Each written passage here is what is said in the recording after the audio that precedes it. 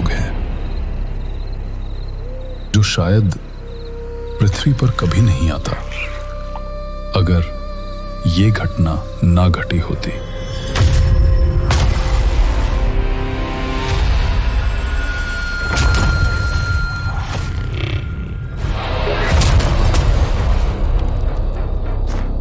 महाभारत का युद्ध समाप्त हो चुका था।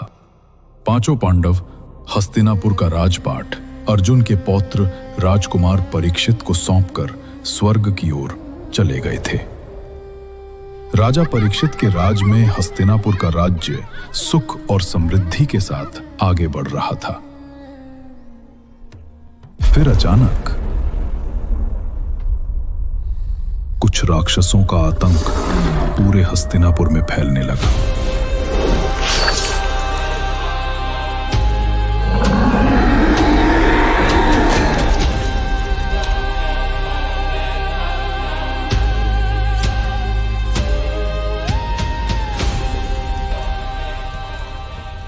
पूरा हस्तिनापुर त्राहिमाम त्राहिमाम की पुकार से गूंज उठा था।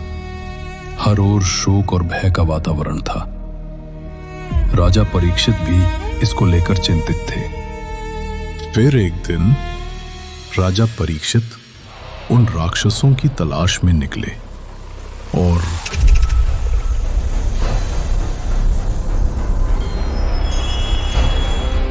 प्रणाम हस्तिनापुर नरेश। कौन हो तुम जो मेरे नगर में रहकर मेरे ही लोगों को परेशान कर रहे हो?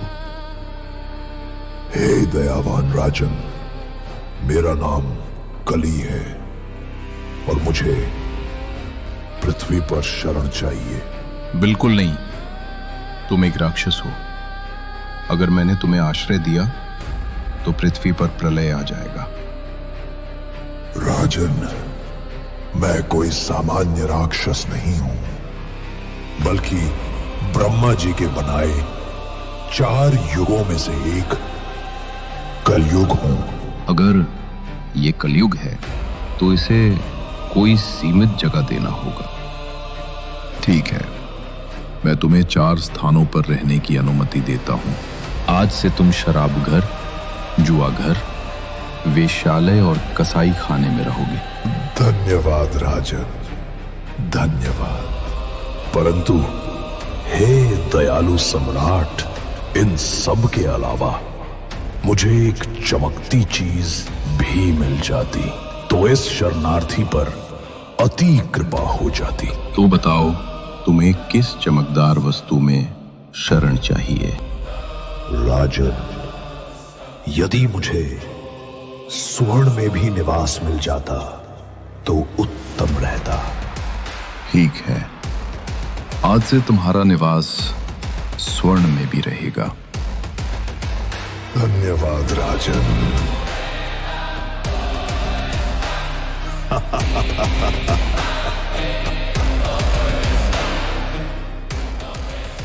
मुझे पृथ्वी पर स्थान मिल ही गया। अब मैं इन 5 चीजों के माध्यम से मनुष्य के भीतर उतरूंगा और सबसे अधर्म करवाऊंगा।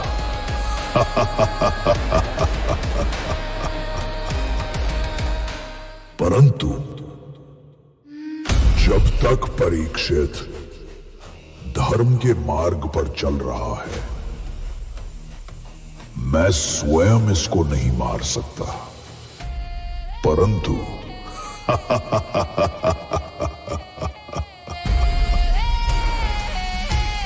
इसी के हाथों अधर्म करवाकर तो मरवा सकता हूं ना।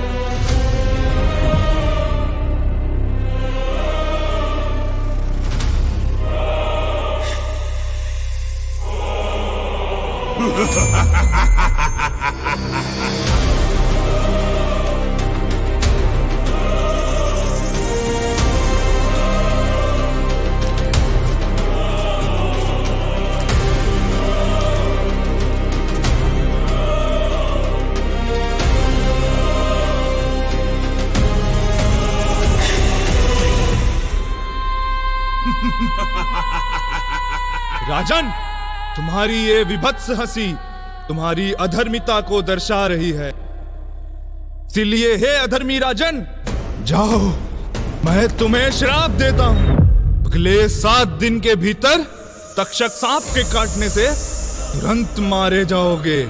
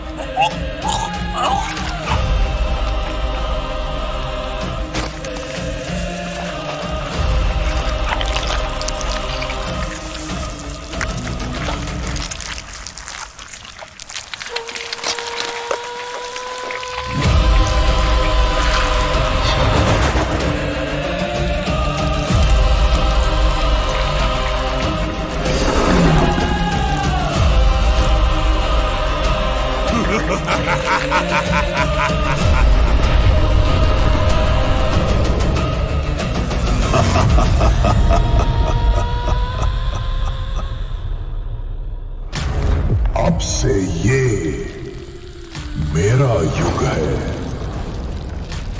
ये कलयुग है।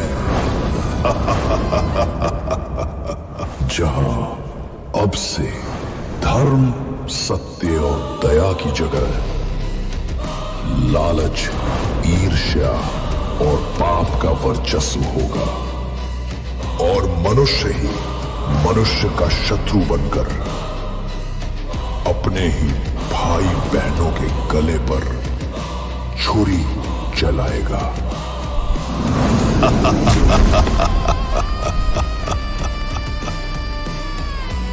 तो आओ मेरे सिपाहियों, और आकर इस धरती पर अधर्म फैलाओ।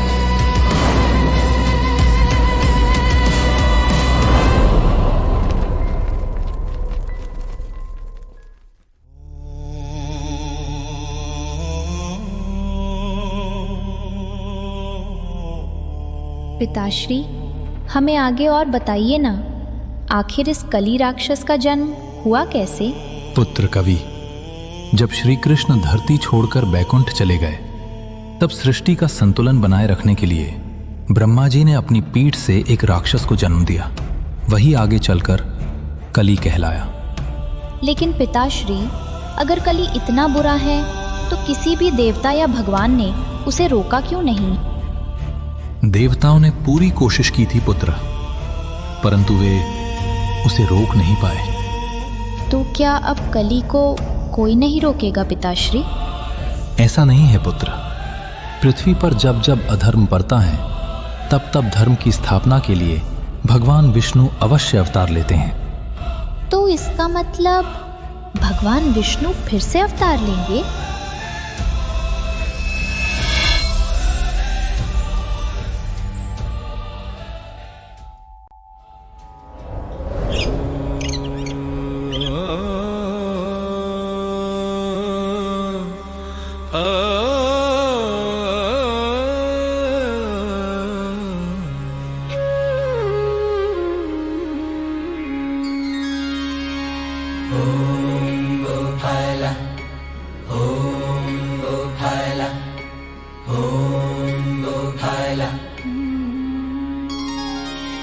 नजर जो ठहरी शाम पर मन मेरा हर्षाए, दर्शन उनके मात्र से जन्म जन्म तर जाए। नजर जो ठहरी शाम पर मन मेरा हर्षाए, दर्शन उनके मात्र से जन्म जन्म तर जाए।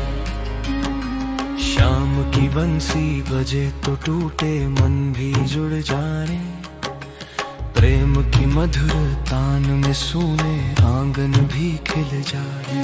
जब राधे की पायलियां बोले, कान्हा रास रचाए, उनके ही हैं हम सहारे, इतना ही हम जाने। नजर जो ठहरी शाम पर पर मन मेरा हरसाए, दर्शन उनके मात्र से जन्म जन्म तर जाए। नजर जो ठहरी शाम पर मन मेरा हरसाए, दर्शन उनके मात्र से जन्म जन्म तर जाए।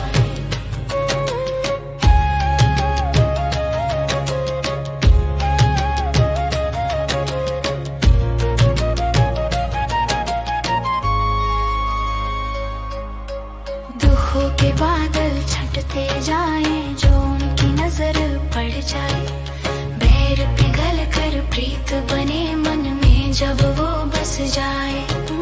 मुरली की हर तान में उनकी प्रेम बरसता जाए, जहाँ कन्हैया नाम बसे वहीं स्वर्ग कहाँ है। नजर जो ठहरी शाम पर मन मेरा हरसाए, दर्शन उनके मात्र से जन्म जन्म तर जाए। नजर जो ठहरी शाम पर मन मेरा हरसाए, दर्शन उनके मात्र से जन्म जन्म तर जाए।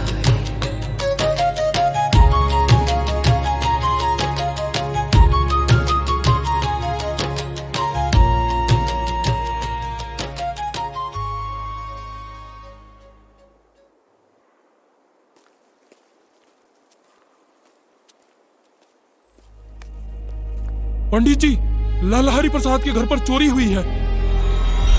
उन पर हमला भी हुआ है। सभी लोग आपको बुला रहे हैं पंडित जी।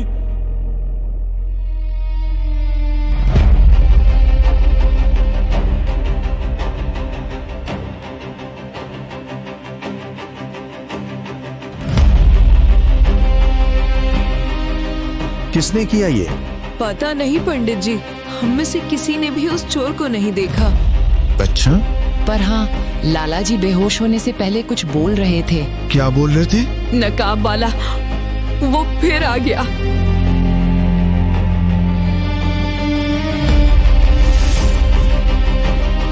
पंडित जी, पंडित जी, पंडित जी, पंडित जी, पंडित जी, पंडित जी, जल्दी नदी किनारे चलिए। नदी किनारे? पर क्यों? वो पूरी नदी लाल हो गई है। लाल हो गई? अब मगर कैसे? खून से।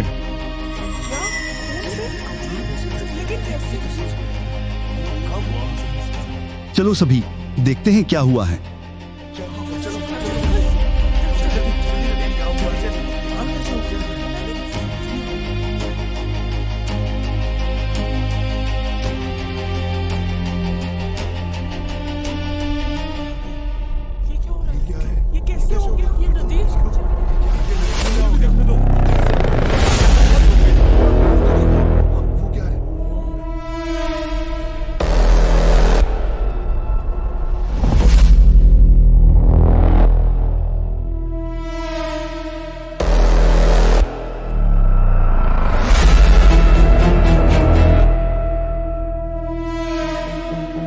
ये तो किसी नरसंहार जैसा दृश्य है। ये कौन कर सकता है पंडित जी? कुछ कहा नहीं जा सकता श्याम भाई। ये कहीं कोई श्राप तो नहीं है पंडित जी? ये श्राप नहीं है, बल्कि किसी का क्रोध है। क्रोध? कैसा क्रोध? वो क्रोध जो शायद बहुत पुराना है।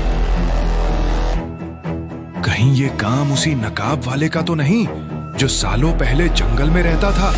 अगर ये काम उसका है तो गांव का हर एक व्यक्ति खतरे में है।